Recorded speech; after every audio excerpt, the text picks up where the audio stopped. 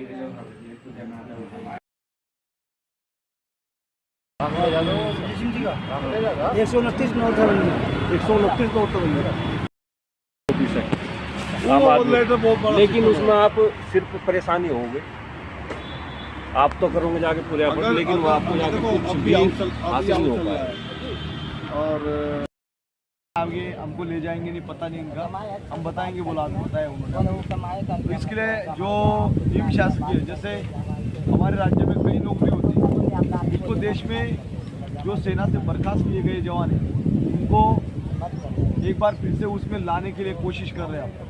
उन चीज़ में लाने की कोशिश कर रहे हैं कि उसको ज़िंदगी जीने का तो अधिकार होना चाहिए, क्योंकि टेररिस्ट तो आते हैं उनको नौकरी मिलती है, आतंकवादी आते हैं उनको जम्मू कश्मीर में JNK में उसको जीने का अधिकार होता है, उसको नौकरी मिलती है, मोटर की हर जगह से नौकरी मिलती है।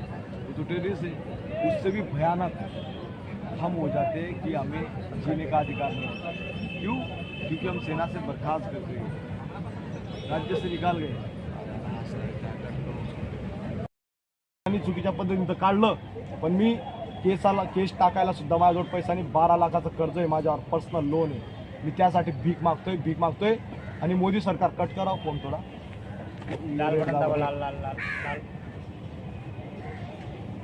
हे निर्लज्ज सरकार। मी पाकिस्तानाहून आलो, मला मनोहर पारीकर भेटले होते स्वतः, ते म्हटले की चंदू कॉपरेट कर, म्हणे मी कॉपरेट केलं, फुल कॉपरेट केलं। आणि मी तेव्हा सर्व्हिसमध्ये असताना मला काही गोष्टी मी बोलू शकलो नाही की नोकरी जाईल, मला दबाव टाकला आणि मी तो बोलू शकलो नाही। आणि आज सर्जिकल स्ट्राईकच्या नावाने राजनीती खेळतायत प्रधानमंत्री, गृहमंत्री, रक्षामंत्री। अरे यांनी कधी बॉर्डर पाहिलेली नाही, हे काय बकवास करतील। म्हणून यांना सांगतो, हे राजीनामा देऊन द्या तुम्ही, हे तुमची नेतागिरी बंद करा, हे चापलुसी आणि नेताचा बाप नेता, नेताचा बाप हे ड्रामा बंद करा। आज सैनिक थांबणार नाही, देशाला वाचवण्यासाठी निघालेला आहे।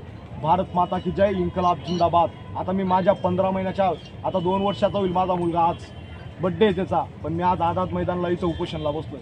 आणि तुम्हाला सांगू इच्छितो, मी कलेक्टर ऑफिसला माझ्या मुलाला, माझ्या पत्नीला त्यांच्या स्वाधीन करेल। ही मोदी साहेबांनी तर लग्न केलं नाही, आमचं तर आयुष्य बर्बाद केलं, आमचा परिवार पूर्ण रस्त्यावर घेऊन आले उघड्यावर।